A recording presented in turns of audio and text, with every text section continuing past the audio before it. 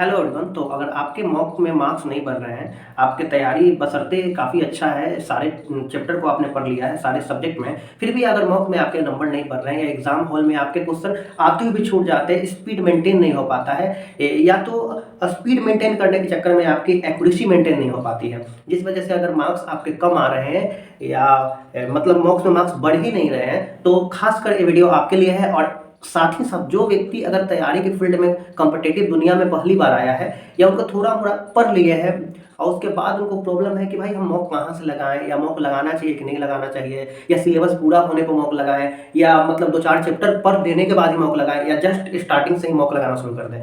तो ये दोनों बच्चे के लिए खासकर ये वीडियो है। अगर ये प्रॉब्लम से आप गुजर रहे हैं तो बिल्कुल ये वीडियो अगर आपके तक रिकमेंड हुई है तो बिल्कुल ये वीडियो को आप जरूर देखिए, आपको बहुत ज़्यादा फायदा मिलेगा। तो एक एक करके मैं सारे क्वेश्चन को मैं लिख कर लाया हूँ कि क्या क्या, क्योंकि बताने के दरमियान क्या होता है कि कुछ कुछ चीज़ें भूल जाते हैं। तो पहला, मॉक कौन लगाए? पहला सवाल है कि मॉक कौन लगाए। तो अब देखो, इसके लिए है कि मॉक सब लोग लगाओ।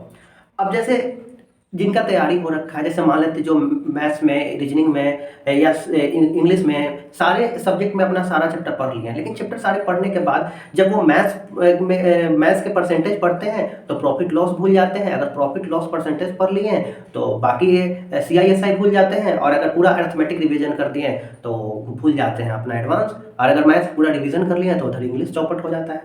तो अगर उनका सारा चैप्टर एक साथ अगर रिवाइज नहीं हो पा रहा है, एक को मतलब पकड़ने के चक्कर में अगला वो छोड़ दे रहे हैं या छूट जा रहा है उनसे, तो उनको बस एक काम करना है कि आप सिंपल सा डेली एक फुल मॉक लगाओ। अगर फुल मॉक नहीं लगा सकते तो कम से कम सेक्शनल लगाओ। तो डेली आप फुल मॉक लगाओ या तो सेक्शनल मॉक लगाओ, उसका एनालिसिस करो।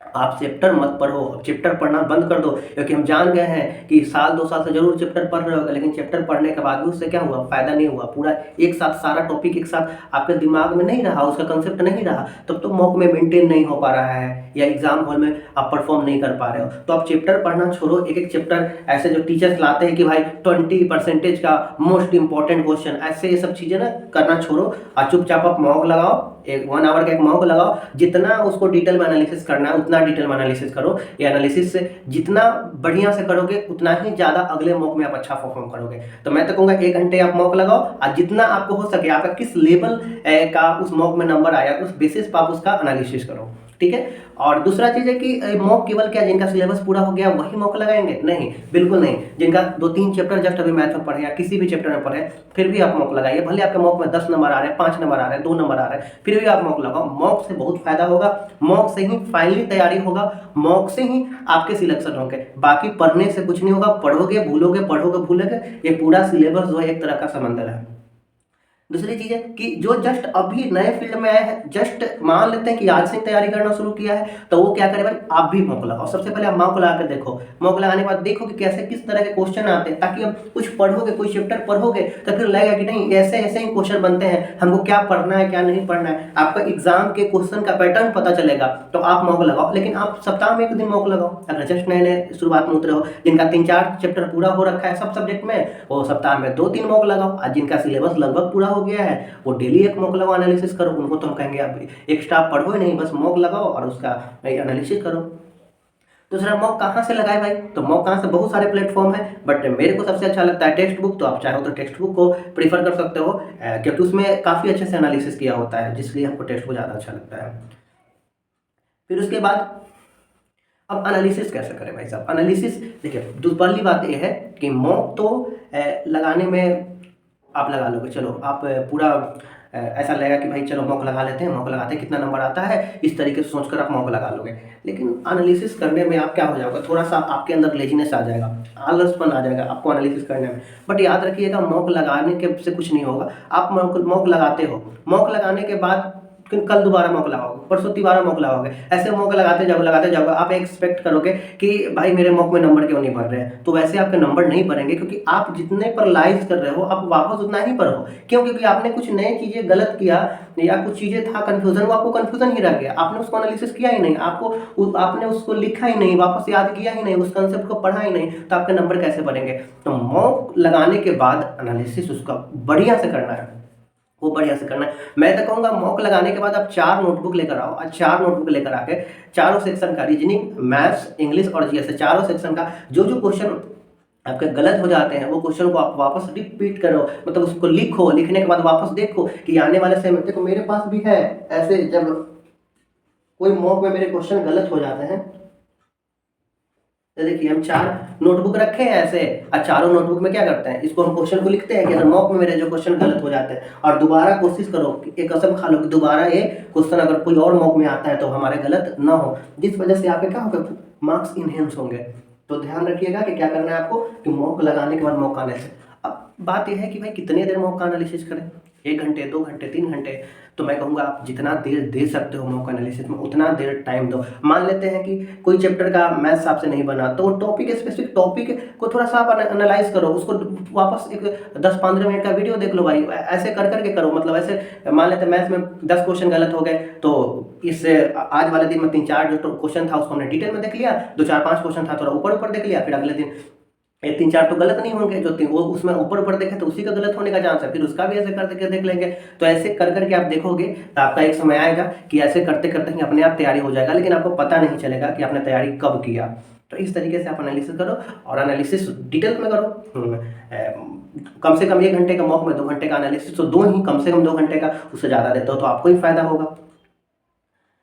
ठीक है, नोटबुक बनाए। तीसरा चीज है कि हमने बताया कि आपको नोटबुक जरूर बनाना है, नोटबुक आपको देखना है और डेली बेसिस पर देखना है, मॉक लगाने से पहले फटाफट फटाफट पलट के देख लेना है, और साथ ही साथ संडे को पूरा वो जो आपने 6-7 दिन में जितना भी मॉक लगाए वो उस सब को देखना है। ठीक है, उसके बाद अभी से ही आप आदत लगाओ कि मॉक में तुक्का ना लगाएं, क्योंकि अगर अभी से आदत लगाओगे तुक्का लगाने का तो आपको एग्जाम हॉल में भी क्या होगा, आपके अंदर वो चुल मची रहेगी तुक्का लगाने का। तो आप वो तुक्का लगाने वाला चीज़ों को छोड़ दो कि भाई कितना, आपसे 100 क्वेश्चन में आपसे 30 ही बन रहे हैं, भाई लगाओ ना 30, लगाने में क्या दिक्कत है, कौन सी शर्म है। कि अब एग्जाम हॉल में आप गलत करके आते हो, वहाँ पर आप बहुत कम नंबर लाते हो तो वहाँ आपको शर्म नहीं आती, यहाँ पर आपको शर्म आ रही है। आपको खुद मॉक लगाने में आपको 20 सही हो रहा है, 30 सही हो रहा है, 40 सही हो रहा है, जितना सही हो रहा है उतना लगाओ, बट लगाओ, बट तुक्का मत मारो। तुक्का मारोगे तो आपके लिए क्या होगा, एक हैबिट बन जाएगा, फिर वही हो जाएगा, वो हैबिट है ना।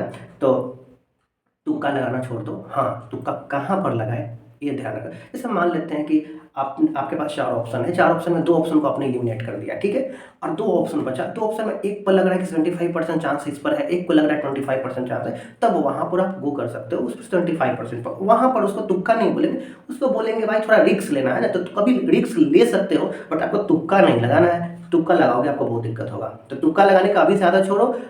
ये नहीं कि अभी तुमको कुछ आता नहीं है, नहीं भी बनाएंगे कुछ भी तो भी मेरे अच्छा मार्क्स नहीं आएंगे, नहीं निकलेगा, और बना भी लेंगे तो भी नहीं निकलेगा। तो ऐसा मत है भाई, जो भी बनाएंगे हम सही बनाएंगे। 100 में 100 बनाने से 100 में 100 बना रहे हैं, अपने आप को निगेटिव करके जा रहे हैं, उससे बढ़िया है कि 100 में आप 20 ही बनाओ। ठीक है, अच्छा आदत तो बनेगा, आपके अंदर डेवलप होगा। तीसरी चीज, जैसे मैंने मतलब आज अपने मॉक लगाया, मॉक लगाने के बाद आप कल मॉक तब ही लगाना जब आज के मॉक एनालिसिस किया हो। ये नहीं कि आज के मॉक लगाए उसको एनालिसिस नहीं किया, फिर कल मॉक लगा लिए, फिर एनालिसिस कर नहीं रहे, आगे लगाते जा रहे हैं, या तो एनालिसिस बाद में कर रहे हैं, मॉक लगा लिए उसके बाद कर रहे हैं एनालिसिस, 2-4 मॉक लगाए, फिर एक दिन एनालिसिस किए, फिर मॉक लगाते जा रहे हैं, एक आध दिन एनालिसिस कर दिए। ऐसे नहीं करना, आपको रेगुलर बेसिस पर मॉक लगाना, एनालिसिस करना है। और हाँ, मॉक तभी लगाना है जब एनालिसिस आप किए हो, पिछला मॉक आप किया, उससे पहले सारे मॉक का एनालिसिस किए हो, तब आप मॉक लगाओ, तब आपको फायदा होगा। ऐसे आप ये राशन कोटा नहीं है कि आप मतलब कोटा अपना पूरा कर रहे हो, भाई हम मॉक लगा रहे हैं, मॉक लगा रहे हैं, नहीं, वो अपने आप को आप उल्लू मत बनाया करो। मॉक लगाओ तभी जब एनालिसिस किए हो। ठीक है, उसके बाद आप टेंशन नहीं लो कितना भी मॉक्स में नंबर आए, टेंशन नहीं लेना है कि हमारे मॉक्स में मेरे 60 आ रहे हैं, 70 आ रहे हैं, कट ऑफ तो 160 जाता है, 150 जाता है, मेरे 60-70 की कम नंबर बढ़ेंगे। आप टेंशन मतलब आपका फाइनली ग्राफ ऊपर जाएगा, नीचे जाएगा, ऊपर जाएगा, नीचे जाएगा, ऐसे जाएगा ऊपर नीचे, बट फाइनली से ग्राफ आप एक स्ट्रेट लाइन खींचोगे आप तो देखोगे आपको ऊपर की ओर ही ग्राफ रहेगा। फाइनली मॉक लगाने से फायदा होगा, क्योंकि सबका इतना ही आता है स्टार्टिंग में, किसी का भी ऐसा नहीं हुआ कि पहले ही मॉक में उसको 150 नंबर आ गया, सबको पहले 60, 70, 80 ऐसे ही शुरू होता है। और लास्ट हम यही बोलेंगे भाई, सिलेबस कभी पूरा नहीं होगा, सिलेबस पूरा करने के चक्कर में रहोगे तो आपके 5 वर्षीय परियोजना बन जाएगा। ठीक है, तो 5 वर्षीय परियोजना नहीं बनाना है तो मॉक लगाओ, और एक ही उपाय है बस कि मॉक मॉक मॉक। वापस इसके अलावा कुछ नहीं। सिलेबस पूरा नहीं है तो मॉक लगाते हुए सिलेबस को पूरा करो, पूरा है तो मॉक ही लगाओ, सिलेबस के चक्कर में क्यों पड़ो। ठीक है, आई होप यहाँ तक अगर वीडियो देख रहे हो तो आप काफ़ी सीरियस कैंडिडेट हो गए एग्ज़ाम को लेके। ठीक है, तो अगर वीडियो अच्छा लगा, वीडियो तो आपको अच्छा लगा है कि नहीं लगा ये तो आप अभी डिसाइड नहीं कर पाओगे, क्योंकि आप ये चीज़ों को महीने 2 महीने के बाद ही आप डिसाइड कर पाओगे कि ये वीडियो आपके लिए कितना बढ़िया था, क्या था, इसमें कितना कंटेंट क्वालिटी क्या था। ठीक है, तो अगर बाद में आके कोई नहीं, बाद में आके लाइक कर देना आप, है ना। जब आपको 1-2 महीने बाद इंप्रूवमेंट मिले तो यहाँ पर वापस आना, वीडियो को सेव कर लो, लाइक कर देना। और चैनल अगर हाँ आपको इस तरीके से कोई अच्छी चीज़ चाहिए तो चैनल को जरूर सब्सक्राइब कर देना, क्योंकि वापस क्या पता आप लाइक नहीं किए हो, चैनल को सब्सक्राइब नहीं किए हो तो आपके तक वीडियो रिकमेंड नहीं होगी, तो फिर वापस ढूंढ नहीं पाओगे। ठीक है, चलो फिर मिलते हैं कुछ नई चीज़ों के साथ जो खासकर प्रॉब्लम बना रहता है अक्सर नए स्टूडेंट के बीच, तो उसके साथ लेकर आते हैं।